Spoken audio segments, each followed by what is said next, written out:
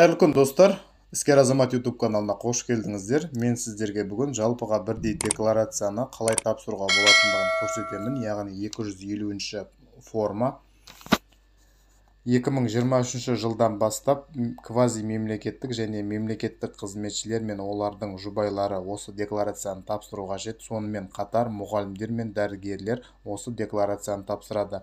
2024 жылдан бастап жеке кәсіпкерлер осы декларацияны тапсыратын болады. Сондай-ақ 2025 жылдан бастап барлық Қазақстан азаматтары осы декларацияны тапсыратын болады. Ендеше бүгін мұғалімдер мен дәрігерлер осы декларацияны сотканың көмегімен қалай жылдам әрі тез дұрыс тапсыруға болатындығын біз сіздерге көрсететін боламыз. Ол үшін ең алдымен өзіміздің соткамызда Play Marketке кіреміз. Осы жерге е-салық азамат деп жазамыз. Міне е-салық азамат деген осы қосымшаны жүктеп аламыз соткамызға.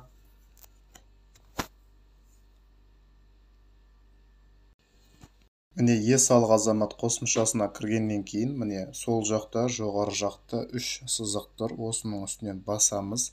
Осы жерде төменгі жағында орысша тілді қазақ тіліне аударамыз. Міне қазақшаға қойдым.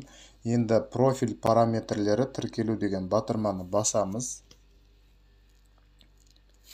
Міне осы жерде SMS пароль арқылы тіркелуге болады, ECK арқылы, ЖСН пароль арқылы және де қосымша құрылғы арқылы тіркелуге болатындығы көрсетілген. Енді біз осы жерге өзіміздің ЖСНімізді енгіземіз.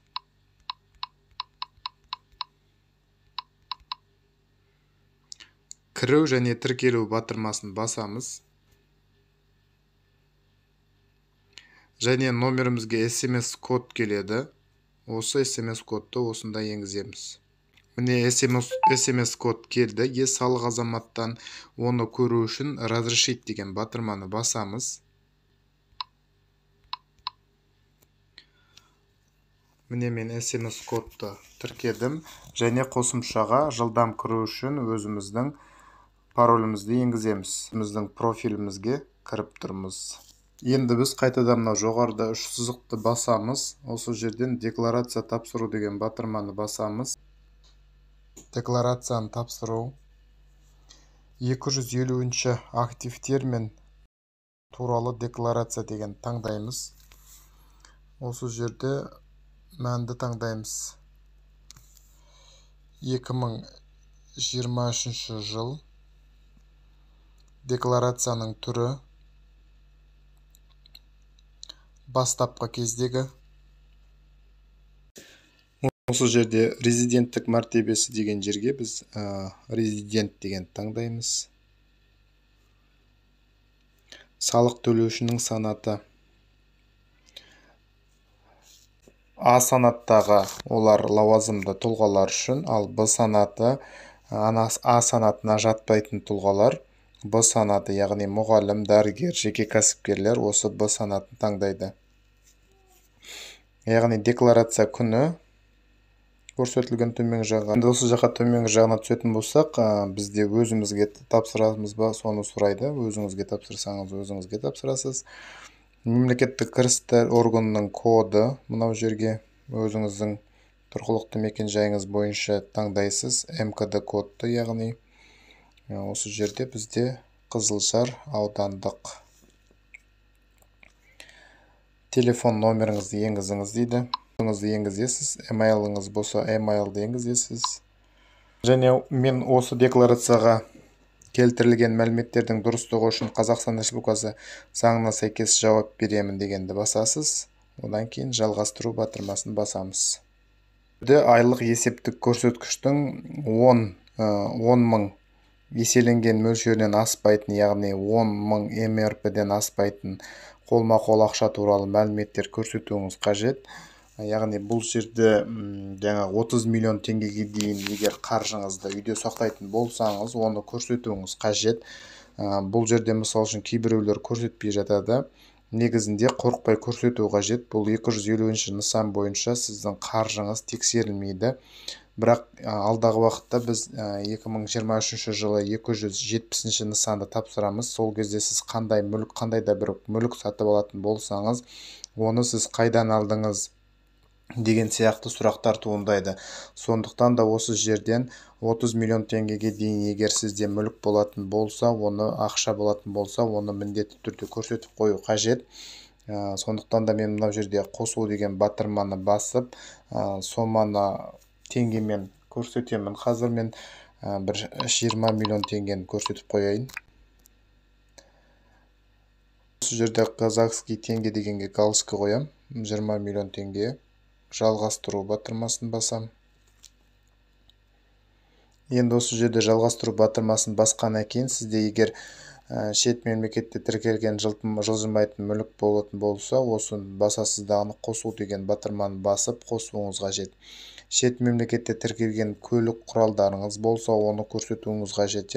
Жылжымайтын мүлік, оның ішінде қандай жылжымайтын мүліктеріңіз бар. Қазақстан Республикасынан тыс жердегі банктегі есеп шотыңызда ақшалар болатын болса, оны көрсетуіңіз керек. Қазақстан Республикасының тыс жерде құрылыс заңды тұлғалардың акционері болатын болсаңыз, оны міндетті түрде көрсетесіз. Жылжымайтын мүлік құрылысы, оның ішінде Қазақстан Республикасының тыс жерде, егер Қазақстан Республикасының ішінде болатын болса, оларды біз көрсетпейміз. Оны сіз көрсетпесеңіз де база арқылы сіздің атыңызда қандай үй бар, машина бар, оның барлығын көріп жатыр. Бұл жерде тек қана Қазақстанда тыс дүние мүліктеріңіз болатын болса, соны ғана көрсетуіңіз қажет. Жаңа мен өзім 20 миллион теңгені ғана көрсеттім. Енді жалғастыру деген батырманы басамын. Осы жерде алдын ала қарау деген батырманы басу арқылы сіз өзіңіздің декларацияңызды осы жерден қарай аласыз. Қандай да ЭЦХ-ның көмегімен ба, SMS кодпен ба қол қоюыңыз қажет. Мысалы үшін мен SMS кодпен қол қоямын. Номерге SMS код келеді. Міне SMS код келді. Осы жерге разрешить деген батырманы басамын енді.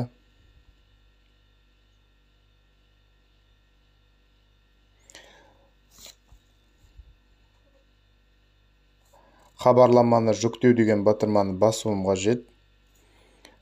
Міне осы жерде мәртебесі қабылданды деп тұр. Күні 31-12 деп тұр.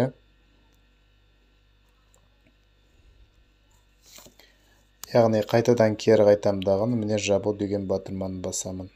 Ал енді достар, Іскер Азамат YouTube каналының бүгінгі жалпыға бірдей декларацияны тапсыру видеосын сіздерге ұсындым. Егер қосымша сұрақтарыңыз болса, комментарий бөлімінде қалдырыңыз, мен міндетті түрде оқып жауап беретін боламын. Бұл декларацияны өзіңіз тапсырғаннан кейін міндетті түрде жолдасыңыз тапсыруы қажет. Яғни жолдасыңызға да тапсырасыз. Сіз мұғалім болсаңыз, немесе дәрігер болсаңыз, міндетті түрде сіз тапсырасыз, және сіздің жолдасыңыз осы декларацияны тапсыруы қажет. Қосымша сұрақтарыңыз болса, комментарий бөліміне жазылыңыз. Сондай-ақ менің YouTube каналымда біршама жақсы видеолар бар. Міндетті түрде қарап, танысып шығып көрсеңіздер болады.